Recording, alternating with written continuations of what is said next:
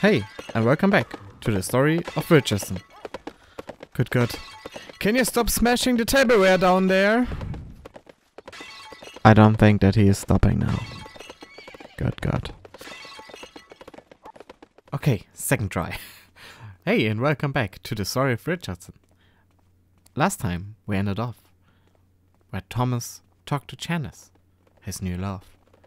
But while talking to Janice, he understood. He did the same thing to Herbert than his parents did to him. He was putting his own dream before his friends, and he didn't want to be like that. So this time, Thomas went back directly towards Maidenstone and talked to Herbert and asked for forgiveness. And that's what's happening today. It was already late at night, and Thomas knew Herbert would be already at home. So he went home, to plan what to do the next day, how he could approach Herbert and maybe get the best out of it. So he planned all night long what to do the next day and hoped for the best. Maybe it works, maybe not. He's just hoping that he doesn't lose his best friend over this thing. Will do. So the time has come. Time to go back to the old rod and face Herbert. That won't In the take hope long. he could understand That won't take long. why he was away. Of course. First, he went in there like nothing were and just worked. I thought maybe it's coming from his own. It's just coming up and they can talk. But Herbert was stubborn and didn't talk to him. So his plan to just try his best at the work didn't work too much. So Thomas thought again. Quickly. Second plan. He had 4 or 5 plans that he worked out.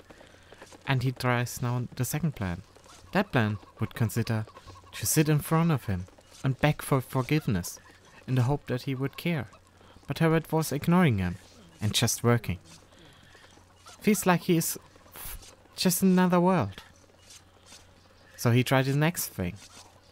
Was praising him, telling how good he is, and amazing that he got famous. Even we know how he got famous.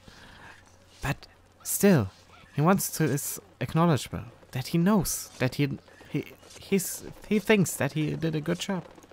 But nothing worked. So he went in there and just screamed at him. Try to get his attention. But still, Herbert was like in another world still. He didn't care. He's just working with the fish. So Thomas was so disappointed in himself. He got so many plans, but nothing worked out. That he just went back to work. There was nothing to do right now. Herbert didn't care. He was just in another world. Maybe he would react sooner rather than later. But time went by and nothing happened. After a while, Herbert just turned around and said, "Let's fish," and ran away. First, Thomas didn't understood what Herbert wants, but then he knew it's time to talk at a pier.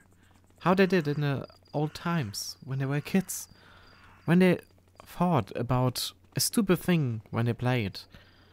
They always sat down at a pier and just talked to each other and figured out while fishing what was the reason that they were so mad at each other. So they sat down and talked to each other. What was the reason about this whole thing? And Herbert directly told him he felt alone. He wants help at the old rod. The old rod is working so well that Herbert is just overwhelmed with the amount of work that he had. And especially with selling the products at a larger market like London. It's not Herbert's style. So the first thing they need to get is a good trader. And there can only one person be the trader. And that's Udolf. Udolf is a well-known trader and maybe a drunkard. But when it's about haggling at a market and getting the best price, Udolf is the best person for it. And they know Udolf since childhood. They always played together. And that would be the perfect person to just get. So Udolf took a bunch of fish and directly said, I'm gonna go to London. I'm gonna sell this to a high price. And they never saw him for a week. He came back and had a full purse of gold. Thanks to his amazing haggling skills, he actually got a big amount of cash just out of this small amount of fish that he got. And they knew with Udolf they had the right person. After Udolf left with the fish, Herbert told Thomas, it's time to get Janice here to Maidenstone. It's time to do your next step. He knows how Thomas loves Janice, and he knows that he needs to support his friend. Even he is overworked at the old rod. He needs to help his friend to do the next move. So he pushed Thomas towards London and said, I'm gonna be fine here.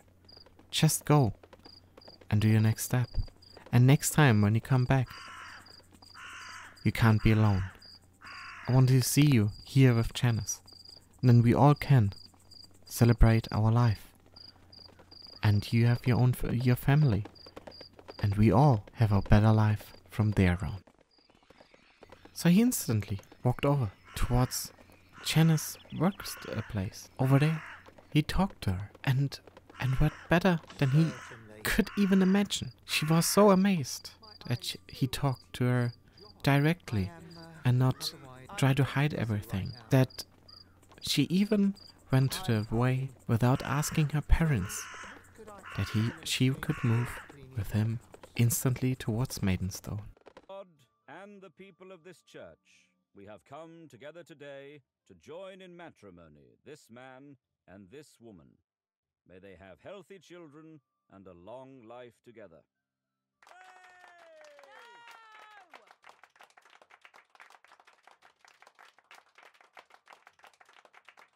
And with this, we're ending this short episode that feels a little bit like an ending of the love story between Janice and Thomas.